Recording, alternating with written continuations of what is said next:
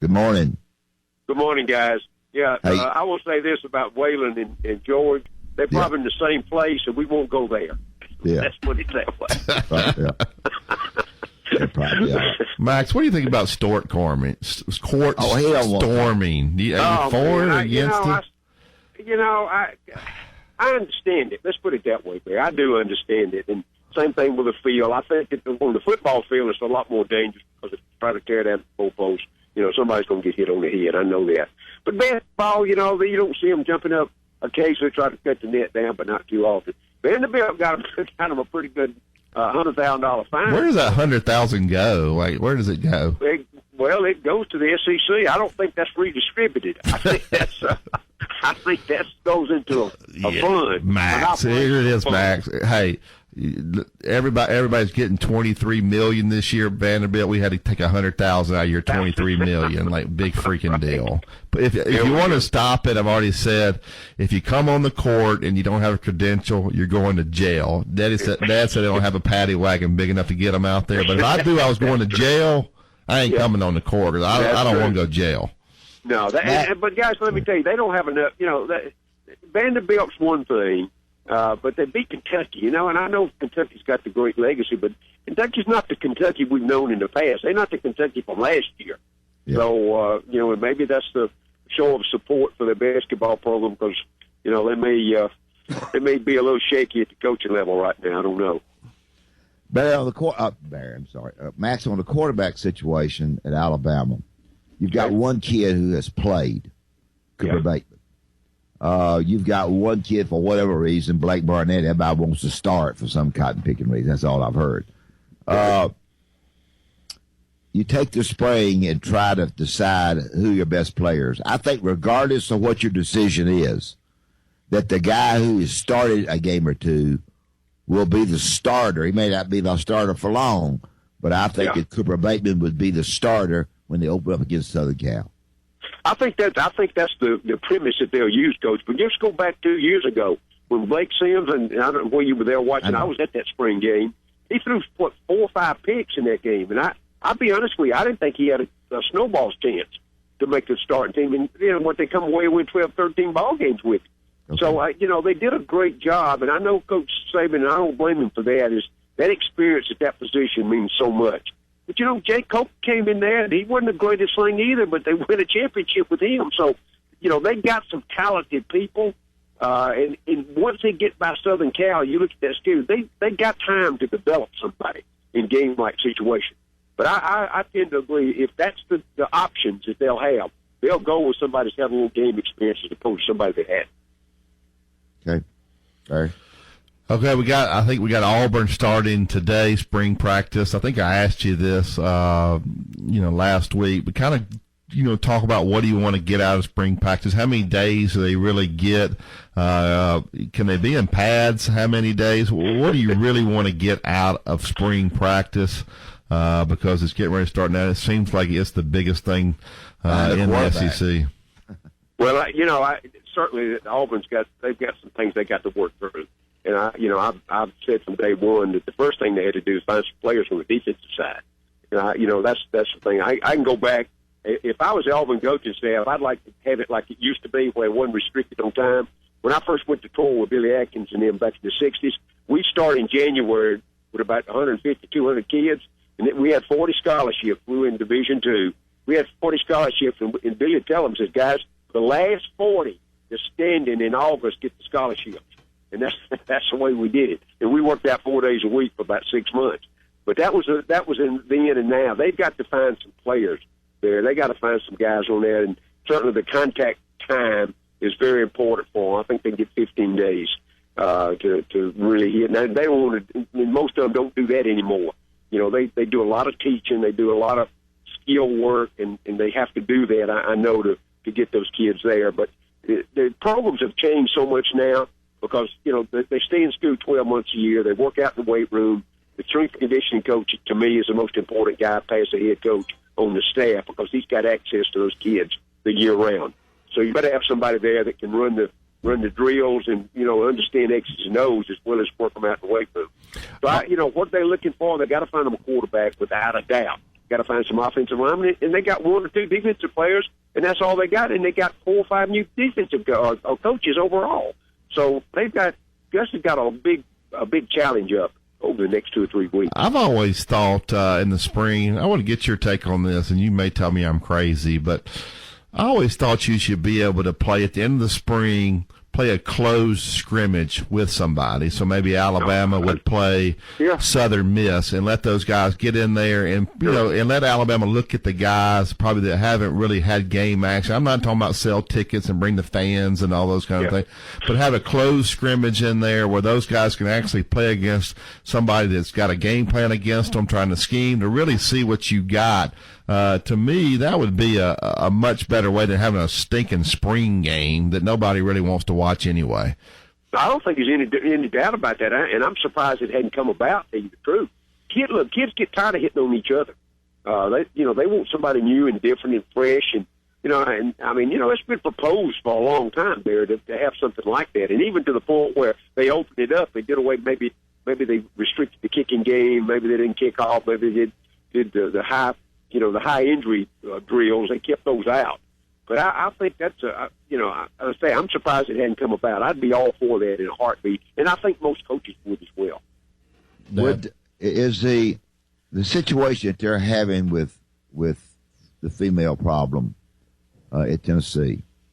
And I just forget, I'm not here's some Peyton Manning's deal, but the rest of it, that situation, when I get down to talking to a kid about going to my school, and I try to pitch a little bit of that out, but be very careful with it. Is that going to be a factor in recruiting at all for Tennessee? It may not be. I just wonder your opinion.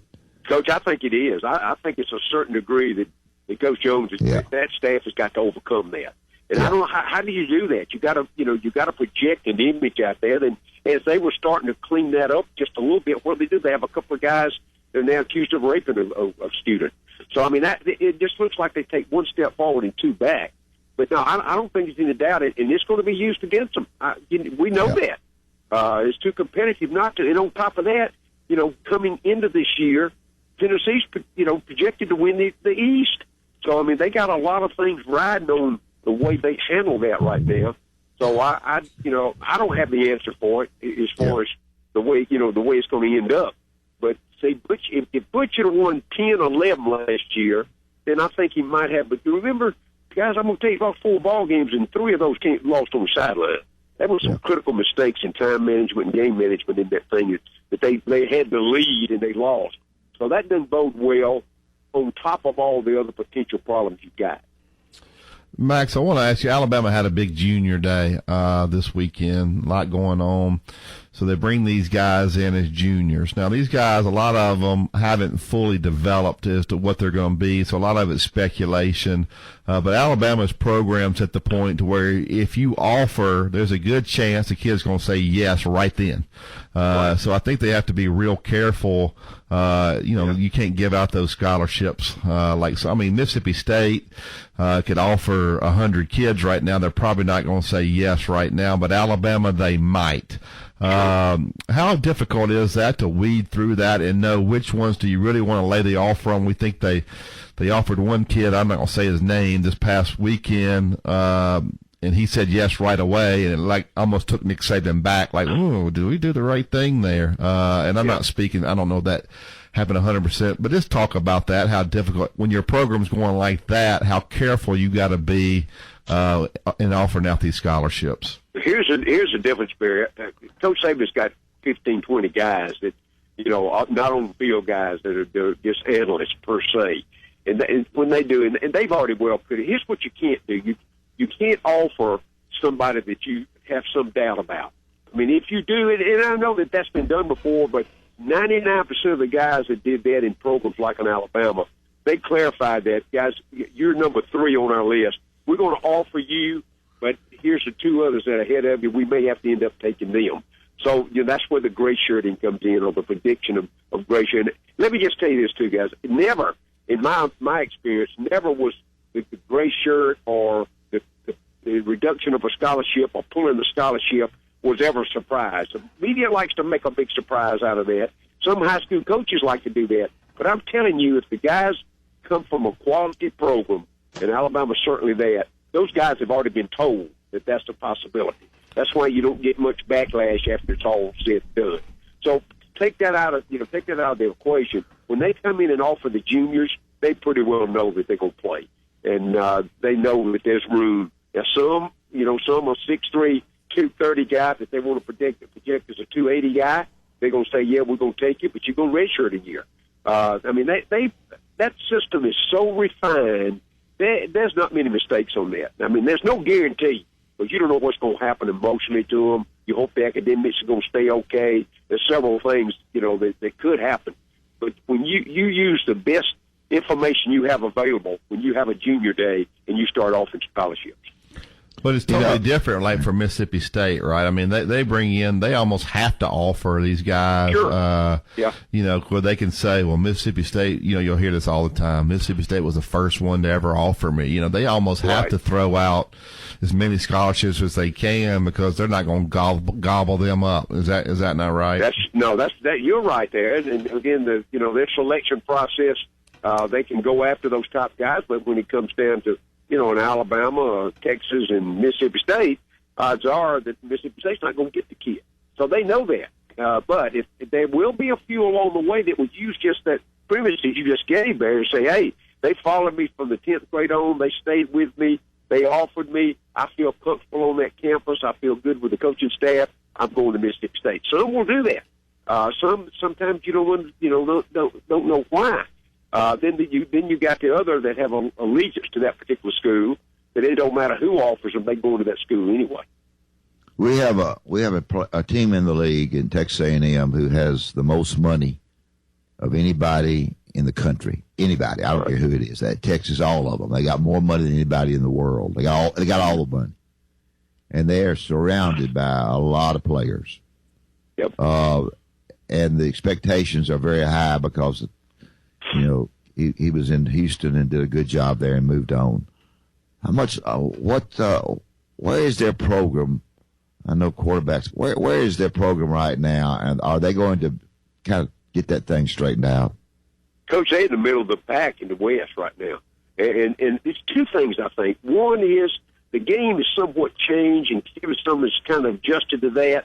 But he runs a different style. I mean, there's a world of difference between the program that Kevin Sumlin runs at A&M and what Bielema runs at Arkansas. That's two different philosophies completely.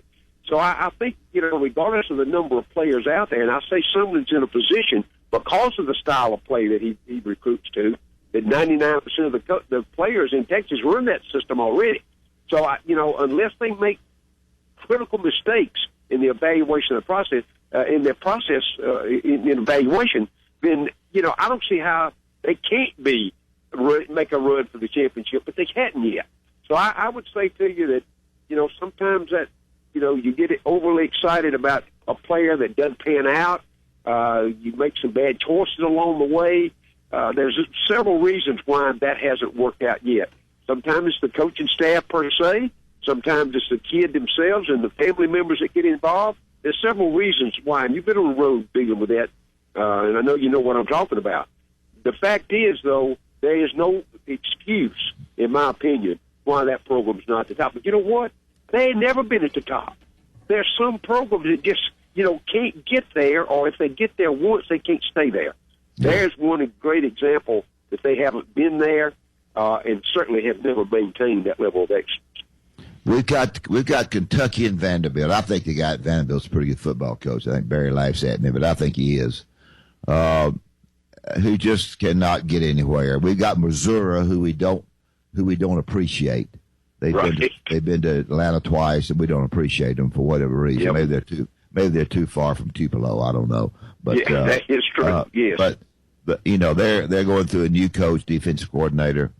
Right. Are we going to ever see a time when the Vanderbilts and the Kentuckys, both of them in the same league in the East, as well as Missouri? Sure. There's 3 out of the 7 teams that can't beat your grandmother now, I'm afraid. Yeah. That's. Are we going to ever get them back to where they're competitive? Coach, that's going to be a hard trip, and I'll tell you why. In my opinion, there's more to it than just the athletic department. It's what goes on with the top in administration. the programs that never succeed or have succeeded in fall, i.e. Texas was one of them, Oklahoma was one at one time after Barry left. There's several programs like that have a change in philosophy at the top in the administration. And when you don't have the guys in the athletic department on the same page with ones in the administration at the top, then you're going to have those kind of situations. You don't get any academic help. There's a lot of things that doesn't happen in your program. And that's been my premise for a long, long time. I was on college campus about 22 years. And I'm just telling you, at every level, and I've seen some of the best organization situation. I've seen some of the worst. So I think there is where a program like a Vanderbilt, Kentucky, the emphasis in Kentucky we know has always been basketball and probably always will be basketball. So when you pay the basketball coach the highest paid, I guess Calipari's probably right there now. He's ahead of Coach Saban in salary. He's being paid as much as Harbaugh is at Michigan, which is the top two coaches in the country salary-wise. When you're willing to do that for a basketball coach, then you automatically you know where the emphasis is. And again, Mark Stoops is I think he's done a decent job there, but he can't get enough players. Vanderbilt's the same. James Franklin had him up there and won 9 games a couple of years there. But what did he do? He balled and went straight on to another program. That's the reason why they do that. And normally it's in the administration somewhere where they just feel like the coaches at that level can't make it go over a long period of time. Max, before we find out what's for supper, I want to ask you, I think as coaches and even the NFL, even college coaches, high school, we're always going to look at the talent regardless of the character. When I look at Duke Williams, who had a lot of character issues at Auburn, he was warned 4 or 5 times, different deals, got kicked off the team. And then he gets invited to the NFL Combine. And over a lot of kids that probably did the right thing because they think the kid has talent, so they don't really care about the character. I mean, they talk about character, but they really don't care because they want to peek at the talent, and they think, well, I can fix the character. I think it took away an opportunity for some kids that were deserving. I want to get your take on that. Not that the NFL teams couldn't go to him individually to see him, but I don't like it when you invite a kid like that who says, hey, I'm a first-round talent, but 7th-round character. I think we do kids a disservice by allowing him to even go to the Combine because it never teaches them a lesson. I want to get your comment on that. Barry, see, you have the collegiate mentality trying to impose that into the business world, and that's what it is. Yeah, but Max, but before you answer that, what I would do the same thing if I was coaching in college and the guy had a character issue in high school, but he was a great player, I probably would take a chance on him, and that's, I don't think it's right, but I think it's what people do. But see, the other side of that is, if he didn't pan out, you lose your job by taking a chance. That's what I'm just telling you. It's all about the business. If I'm running a business and I got 2 salesmen out there, I got one that goes to church every week, takes his family, a good family man, and he's producing $100,000 a year, and I got another one out there as a rogue, but he's producing $500,000 a year. Guess which one I'm keeping? I'm just telling you, that's the correlation you have to use. And again, I don't necessarily agree with that either, but that's the fact out there. And they talk a good game, and I agree with that. But many times, and Kim Beachy at Ole Miss is a great example. I mean, the guy jumped out of a window because he doped up. You know what? He's supposed to be a first rounder. Somebody out there's going to take a chance on the guy. Yeah. So that's where I got confused for years. I stayed confused. Still am a lot of years. But excuse me. But the fact is, those guys at that level look at it as a pure business venture, and that's where the investment comes from. They'll give those other guys an opportunity many times. They'll bring them in, put them on the development team or what we call the scout team, and if they can make it, they'll contract them and get a chance to play. But they're going to take that kid that's got the raw talent first. That 6'4", 270 pound that runs a 4.5. They're going to take him over a guy that he may have problems over a guy that's the same size that has no problems whatsoever, but he can't block. for example. They use that as an offensive lineman. I mean, it's just. I agree. I believe in second chances and all those kind of things, but I just don't like what the NFL. Those guys come out and they talk about character and all these kind of things, and they turn around and do those kind of things. They really need to stop trying to sell all that because nobody's buying it. Well, but you know what? It's the biggest financial venture in sports. Is the NFL. That's the biggest brand, and as long as they're drawing, 38 million or 100 million watching the Super Bowl, and they're selling ads for $4.5 to $5 million for 30 seconds, guys, nothing's going to change. I'm going to tell you, nothing's going to change in that. Oh, I agree. What about your website? Oh man, let me tell you something. We officially launched in Mississippi today. We're doing Game Day Tupelo and Game Day MIS test. Well, that's officially being launched today. I just acquired a new clothing line. We're coming to Alabama with that, sometimes probably in April or May. I'm hoping to try to announce the Alabama GameDayAL.com on the day that Alabama plays their spring game. I think that's April 26th. I'll be at that ball game. But the clothing line is going to be something, guys, that hadn't been on the market in 5 or 6 years. I acquired the y'all.com website from Cox Media out of Atlanta, and what goes with that is a Y'all clothing line. That's Y''ALL. That's a Southern trademark, and we're going to tie that to all of our websites across the South, and we're totally excited about it right now. That's great. All right, tell us what's for supper.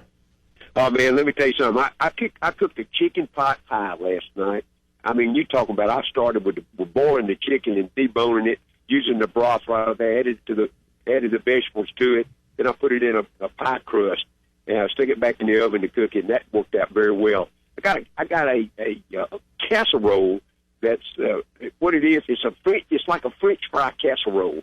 The potatoes are fried first, then put in. Then we put the cheese on top of that, and put it back in the oven, and kind of melt out a big old bucket of coleslaw. That's unbelievable in the taste. For the bread, you don't need a lot of bread with both potatoes and your pie crust, but I had some garlic bread on the side. A big old pitcher of sweet iced tea, and let me tell you something new I made. First time ever. A key lime cake, which is, and I had a little food color and a little green, but I had a sugar icing on it. Guys, I'm telling you what, the cake is like a fresh, moist pound cake on the inside with that key lime topping. We topped it off with a little slice of lime on top of it. As good a meal as I've fixed in a long time, I'll tell you. Sounds great. Max, we appreciate it, man. Dan, we'll see you next week. All right, guys. Thank y'all so much. Thank you. Thank you for being on.